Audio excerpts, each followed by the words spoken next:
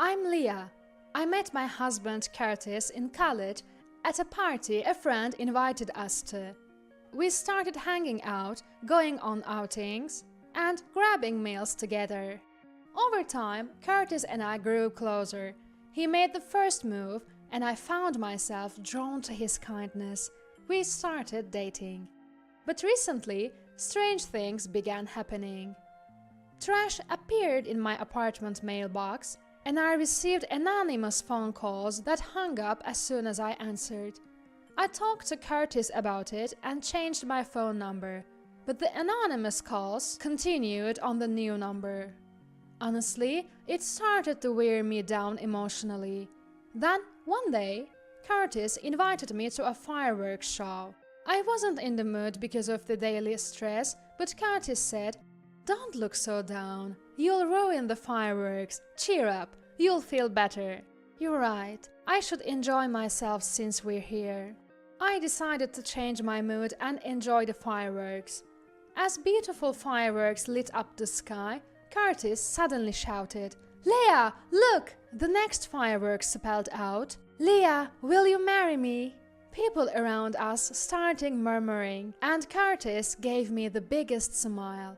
"I want you to be happy forever, Leah. Let's always be together." "Thank you. I'm so happy. Please make me happy." I couldn't help but cry. Curtis smiled, acknowledging the congratulations from those around us. Curtis' dad is a big-shot real estate agent, and Curtis is the vice president. So, I, a country girl, joined the world of the rich and famous. We moved into a luxury apartment owned by his dad and decided to build our own house, which was completed in 2 months. Our new home was spacious, with white walls and a lovely scent of wood. Then, one day, Curtis said, "Nicole and Garrett are coming over this Sunday to celebrate our move. Sorry for the short notice." "What? We just moved in 2 days ago. We're not even unpacked." But okay, to be honest, I wasn't fond of Nicole, my sister-in-law. When we announced our engagement, she looked unhappy. She got married 6 months later and wore a white dress to our wedding, sticking close to Curtis and stealing the spotlight. But I decided to make the best of it. On Sunday, as I was making homemade pizza, the video doorbell rang. "Oh, Nicole's here." "Isn't it supposed to be at 12? It's only 11. "Okay, I'm coming." I rushed to the door, but Nicole was already heading to the living room without a greeting. She passed by me as if I wasn't there. "Curtis, a housewarming gift. Open it." "Nicole, it's been a while since the wedding. At least say hello." Nicole reluctantly greeted me and handed over a box. "Thanks. Let's see what's inside." It was a glass photo clock with a picture of Curtis and Nicole. I felt uneasy. From the way she was acting earlier, I thought she was dissatisfied with me and Curtis getting married. Normally, the photo should be of the married couple, not siblings. "Who cares? You're always with Curtis. I hardly see him. Let me have this." "Oh, sure." Nicole moved our wedding photo and placed the clock in a prominent spot. I pretended not to notice. Nicole said she wanted to see the rooms and went upstairs, pulling Curtis along. Her husband Garrett was left standing, looking at his phone. "Are you working? Please have a seat." "Ah, sorry," Garrett said and sat down. I prepared the meal and set the table. "The food's ready. Please eat while it's hot." Nicole came over and said, "Oh, I forgot. I brought some meat. Let's have a barbecue." I was stunned. A barbecue in our new home? The smell would permeate the whole house. I wasn't thrilled about it. Curtis seemed unfazed. "Nicole, that's some quality meat. Let's have a barbecue, Leah." Sure, it looks delicious." I couldn't help but force a smile. "Great! It's a nice brisket, right? I've already invited Mom and Dad. Let's all have a fun barbecue party." "Whose house does she think this is?" I was getting angry at Nicole's audacity, but I held back because my in-laws were coming. I took the opportunity to serve my homemade pizza to my in-laws. When everyone gathered, I placed the hot pizza on the table. Nicole pushed her plate aside and put her meat, vegetables, and drinks on the table. However, my mother-in-law took some pizza. "Leah, this pizza is wonderful. Try some, dear." The father-in-law agreed. "This is really good. You could open a restaurant." I love Leah's special pizza. Nicole looked displeased as she ate her pizza. "It tastes like old-school pizza. Rustic, right? Don't you think so, Garrett?" Caught off guard, Garrett said, "It has a nostalgic taste, I guess." I distanced myself from Nicole and started grilling meat near my in-laws. "Leah, let us handle this. You should eat." "Thank you, I'll eat later. Please go ahead." Nicole bossed me around without mercy. "Leah, could you grill that meat over there? And we're running low on beer." "Sure, but it looks like we're out of beer. I'll go buy some." "No, I'll go," Curtis offered. "Now, Curtis, we're all together for the first time in a while. Leah, please go." I went to the nearby supermarket, as Nicole instructed, to buy beer and hurried back home. When I returned, Garrett was on the phone at the entrance. "I can't make it today. I'll go tomorrow." He noticed me and went inside. "Sorry for the wait. Here's the beer." "Thank you, Leah. Why don't you sit down and eat?" Nicole seated me and placed some grilled corn on my plate, which I reluctantly ate. That was delicious. I'm full. How about you, Leah?" She said it as if to provoke me. "You've been treating me like a maid. I haven't even had any brisket, just corn." I managed to hold back my boiling anger. "Didn't we save some meat for Leah?" "Oh, was that for Leah? I grilled it and ate it." "It's fine. As long as everyone had fun, that's what matters. Don't worry about it." Nicole brought something from her car.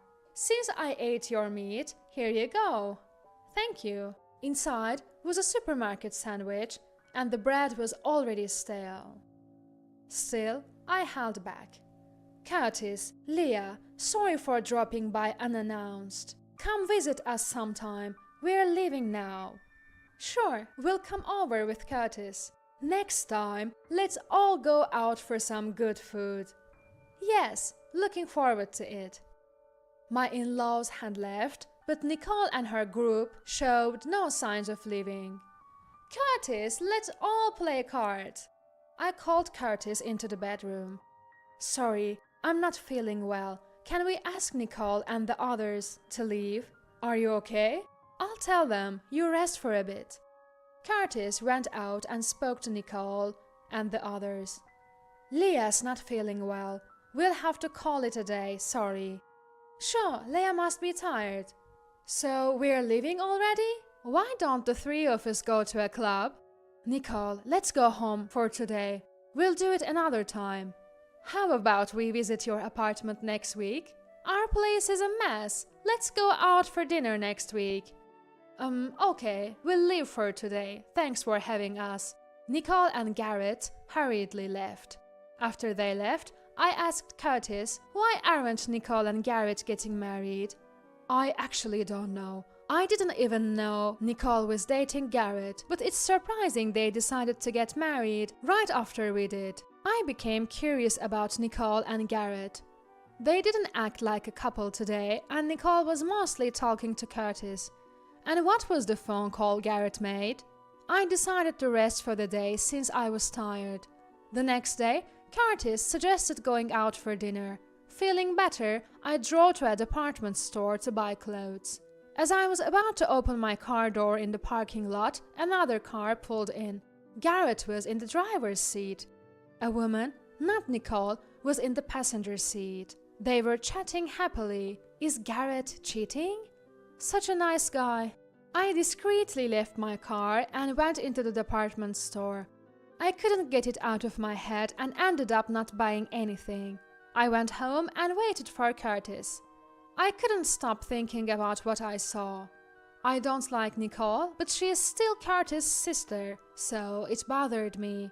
When Curtis came home, we headed to the restaurant. I was so preoccupied that I hardly ate. Leah, you're not eating much. Not hungry? I'm going to the restroom. Curtis went to the restroom. His phone buzzed in his bag. Curious, I peeked. It was a text from Nicole. Leah is definitely cheating. I saw her with another man. Leah and you are not a good match. Let's all live together again. You are being deceived by Leah. Nicole was making things up. It seemed she texted him daily. I was angry at myself for worrying about Nicole. Curtis returned from the restroom, picked up his phone and handkerchief, and looked serious. Leah, there's something I've been wanting to ask. Are you cheating on me? Nicole said she saw you with another man. I'm not cheating. Where were you today? I went to look at clothes at the department store. Did you buy anything? No, I didn't find anything I wanted. Curtis seemed to doubt me completely. He remained silent during dinner and went straight to our room without saying a word. The next morning, he was still silent at breakfast. Curtis, are you misunderstanding something? It seemed Curtis had misunderstood due to Nicole's text, my sudden outing, and the fact that I returned without buying anything. I couldn't bear to see our marriage crumble because of Nicole. I felt a surge of anger I'd been holding back, and tears flowed. I decided to go to Nicole's apartment to clear up Curtis' misunderstanding. I rang the room number I'd heard from the entrance hall's video phone, and Garrett appeared on the monitor. It's Leah. Is Nicole there? Huh? She's out right now. Sorry, you came all this way. Is that so? Garrett, can I come in? I have something to ask. Ah, the place is a mess. I'll come to you. About yesterday, in the department store parking lot. Yesterday's? Oh, wait, I'll open the door. The room had no table and felt uninhabited. Surprised? Nicole and I aren't actually married. We haven't even applied for a marriage license. We live separately, even though we share a room. Then, who was the woman in the parking lot? That's my sister. I've always loved her, and our parents started to suspect our relationship. I began posting on a website to vent my stress. Did you meet Nicole there? Yes. We realized we were in similar situations and decided to have a sham marriage. That's why you didn't have a wedding.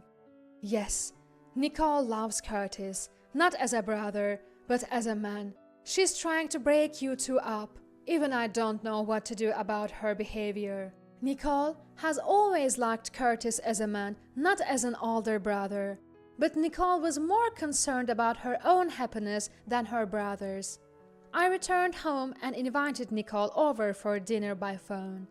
She arrived when Curtis was supposed to be home. Curtis is working late today. Then I'm leaving. I stopped Nicole. I heard from Garrett. You two are in a sham marriage. You've been trying to break Curtis and me up. You texted Curtis that I was cheating, didn't you? So what? Curtis is mine. I won't give him to anyone. I've been getting rid of nuisances like you. Just then, Curtis, who had been hiding, stepped between us. Nicole, stop! Is this a lie? Curtis, you're here? You said you were working late. You lied? I invited Nicole here today. I wanted to hear the truth from her, but I'm disappointed. Nicole, apologize to Leah first. Nicole glared at me in silence. If you can't apologize after hurting someone I care about, I'll stop being your brother today. If you really care about me, don't take away my happiness. Nicole broke down crying. I felt like I was hitting my head on the floor and regretting what I had done. I told her, I can't forgive you right away, but I understand how you feel. Please find your own happiness. When this baby is born, I want you to hold them. Leah, you're pregnant? I wasn't feeling well lately, so I went to the hospital today. Curtis looked genuinely happy. Nicole came over and deeply apologized, saying, "I'm really sorry for everything." She left our home in tears. Months later, our family grew and we're living happily. I don't know where Nicole is now, but we received a letter from her after the baby was born. It contained a congratulatory message and a photo of Curtis and me smiling. Seeing that photo, I felt Nicole had finally accepted me. Despite everything, I feel truly happy now. From now on, I want to live a happy life, full of smiles, with our family of 3.